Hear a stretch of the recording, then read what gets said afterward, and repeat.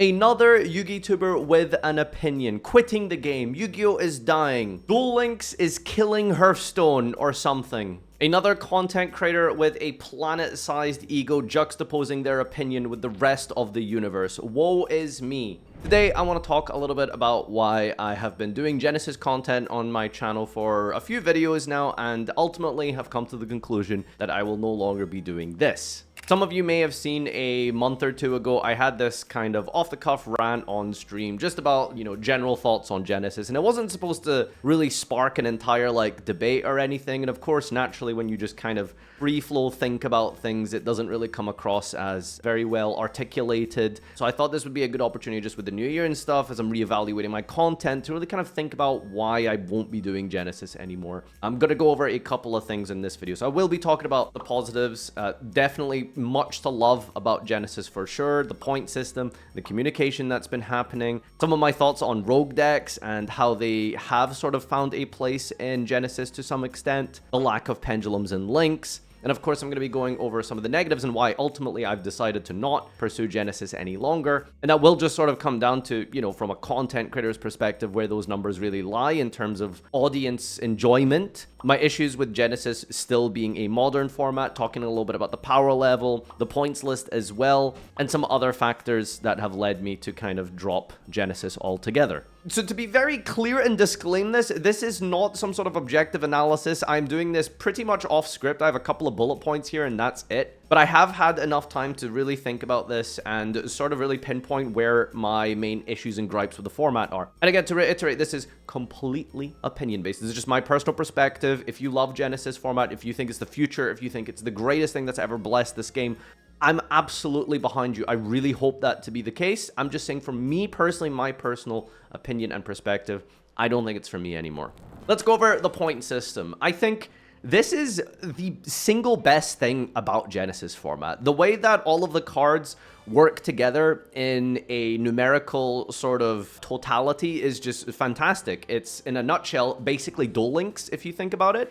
And Duel Links, I think one of the best things about it has actually, in my opinion, been over the years, the idea that you can only play X amount of cards based off of this, number, right? If a card is limited to 2, you might want to play throwing random cards out here. This is probably not their actual numbers, like Enemy Controller, insane card, but it's limited to 2, but also Tour Guide is limited to 2, which means you can play double Econ or 0 Tour Guide and mix and match accordingly. I made those numbers up completely. I don't actually know if that's what it's just an example. But I really love that about Genesys because it gives you this limited number that you have to sort of think about and consider in your deck building. And to me personally, I mean, you've probably seen from a lot of my content, the cube building, storage wars, all these type of different series that I run on my channel, they're all primarily deck building based, and that is the most fun aspect of Yu-Gi-Oh! In my opinion. I love deck building. I love thinking about the combos. I love thinking about my consistency in my deck, doing the numbers and the math behind opening certain pieces, etc. It's the best part of the game in my opinion. I cannot praise enough how well put together it is. I was talking about the vibes based ban list and stuff it's obviously not vibes based. Okay, that was shout outs to Simo. That was obviously just maybe just an off the cuff statement, but they have curated it to be a specific way, and they want you to play certain cards or not play certain cards with other cards. When a card is at 51 and another is at 51, it's deliberate. It's intentional. It means you can't go over that 100 limit. So I really love that about Genesys, and I think it's a fantastic thing. The only disadvantage is deck building is really hard for it officially. So I just use Dueling Book. I don't know if they have an actual tool for it, but it's kind of annoying to get all the numbers together. And I just think digital support for this would make me like it a lot more if this was in Macedo as an example. The next thing I want to talk about is the communication. The Genesys communication is, my god, it is night and day. You guys probably know the big puppet meme controlling everything. It's Japan Studio Dice controlling Shueisha, controlling TV Tokyo, controlling Konami Japan, controlling Konami TCG, controlling Joshua Schmidt or something. None of this is privileged information. This is literally just how the functionality of a corporate business works. But there's so much bureaucracy and red tape involved. Clearly, obviously been in the works for multiple months, maybe years at this point. So the fact that it's now finally here, you can see that the NA TCG division has so much freedom with this specific project that they want to do things a certain way that clearly isn't being done for like the main game. And so because of this, they are able to like just speak so openly and so directly about certain cards and interactions and future updates, and it is just a breath of fresh air. It's the best communication I've ever seen from any card game community. I've read Magic articles. To be fair, I don't know what I'm reading, but I have read Magic articles from Wizards, and it just in terms of the clarity, directness, and honesty, it seems like for the most part, in the Genesys articles, it's incredible. It's really good stuff, and I cannot praise that enough. Another positive about Genesys is the concept of playing these other decks. Now, what I mean by that is you'll probably be familiar with that big, hairy behemoth Peeps. He's a complete gorilla, both physically and in the brain as well. But, I mean, gorillas are pretty smart. But, you know, something he said a while ago really stuck with me. And it was this concept of the other rogue decks. And one example that he gave was like Six Samurai. And all this new Six Samurai support is really good. It's a good deck. It's strong. Look at Speedroid. Speedroid is another, it's a really good deck. It's decent. It's got a lot of cool tools. I mean, have you read Crystal Clearwing Boss Monster, whatever it is? It's insane. But these are just not going to contend with the meta. They're just not good enough to contend with the meta. So where can you play these other decks? Genesys may be the answer for that. And I think that's really cool. I think it's awesome that there is a place for this, what is basically bulk and pack filler archetypes of new sets to have somewhere to be played. Cool Toon might be another example of this. From my understanding, again, I'm not a TCG player. My understanding is Cool Toon is garbage in the TCG. It's not good enough, but it's really doing well in Genesys. It got 3 out of the top 8 spots in my own last Genesys Open tournament.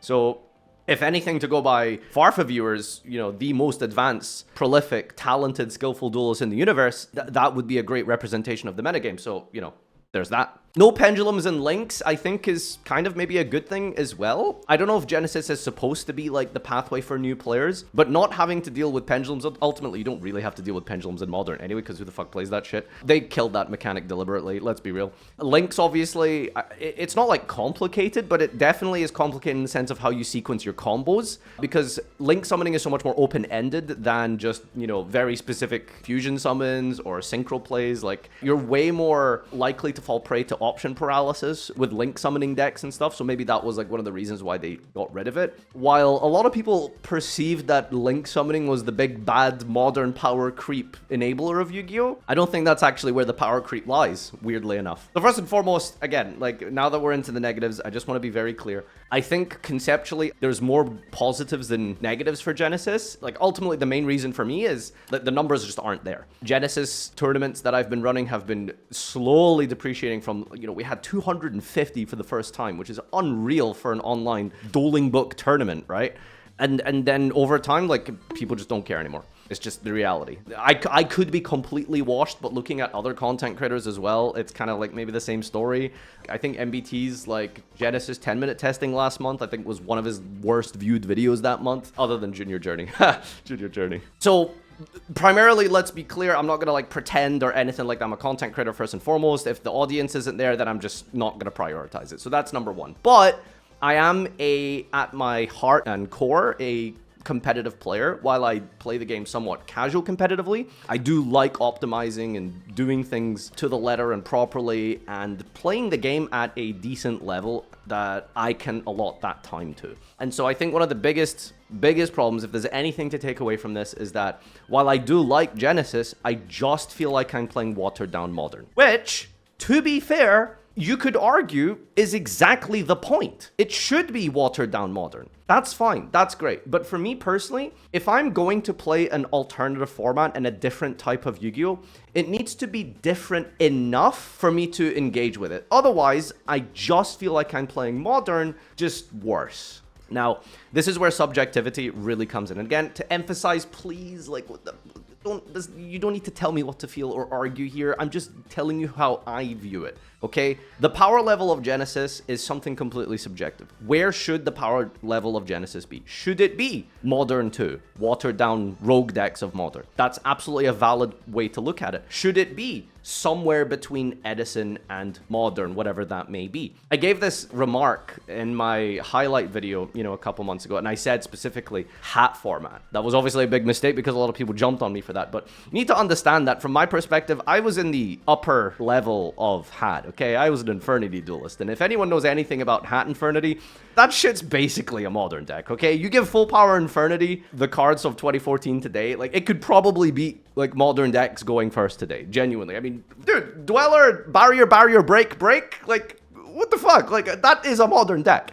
But like, okay, just like I said, I've had time to process and think about it a little bit. It's not so much that I want to play, like, you know, set Firehand pass, but I think something in the middle would have been nice. Like, hypothetically, if we were to really pick a deck that encapsulates everything about modern, but not, like, insane power, I think, no bias here, Sword Soul, I think, is a great example. I think Sword Soul is a fantastically well-designed deck that, in my opinion, should be what the height of power in Yu-Gi-Oh! Should be. A couple of synchros, a back row, and maybe a hand trap, right? But I think there's so much in Genesis, and why there's so much of a resistance for some points issues that they've had in Genesis, which I guess maybe brings us on to the next point, is like, why is Rongo Miniad, like, in the format still? Like, yeah, they nerfed it even more, but it's still technically viable. This is a problem with modern sets that they're trying to push. I praised so much of the communication earlier in this video, but it's very clear they want some decks to be better than other decks because they're newer. So Radiant Typhoon and Onomat were way underpointed. Now that there's a new set, they've hit those decks. Cool Tune is probably a little bit underpointed. Droll and Lockbird took way too long to be addressed. I understand it's teething issues. It was only the second or third point list. I'm hoping they go into a more stricter way of adjusting the points, because ultimately the best way to adjust points is, in my opinion, to be stricter rather than more lenient. But they'd rather undershoot than overshoot when it comes to new decks, because it makes sense. They want you to buy their new product. And I guess, like, for me personally, it's not like a major point. I'm just bringing this up. It's not like the biggest problem or gripe ever. It's just that you can kind of clearly see, like, ultimately at the end of the day, as good as the communication is, as frequent as the ban lists are, there's just this underlying philosophy that is obviously going to be there. And it's just like, buy our new cards. Coupled with, like, the power level, I think, like, you know, some of the things you can do in Genesis are ridiculous. Like, actually crazy. Like, some Genesis decks are pretty much just, like, tiered meta decks. I mean, I think the second Farfa Genesis Open tournament was won by just Dracotail. Substituting in some fusion pieces with, I think, like, Invoked, Meltdown, insane card, by the way. But it was just Dracotail. For me, personally, in my opinion, I want a format to be different enough for me to engage with it. If I go play Genesis, it's not that different. It's just not different enough in the same way that drafting is from Modern, as an example, right? So that's essentially my main takeaway. And I guess the final point is there's no digital support. I would probably engage in Genesis if there was a Macedo, like, ladder for it or something. Absolutely. I think that'd be a great idea. So that's my general thoughts. I hope I've articulated this somewhat decently, despite being somewhat unscripted, off the cuff, and sporadic, despite, even though I said the whole point was that this was not supposed to be that. But I think I have explained things well enough. And again, just to clarify in the comments, you don't need to argue. Like, there's no argument here. Subjectivity is subjectivity. Like, you can convince someone how good strawberries are, but if they just prefer chocolate, that's just how it is, you know? So thanks for listening. I appreciate you. Hope you've been having a great new year. I'll hopefully have some kind of a video at some point updating and going through some stuff soon, and Patreon content as well is coming. Thank you so much, guys. I appreciate you all. And until next time, have a great rest of your year. That's a bit early for that. Bye!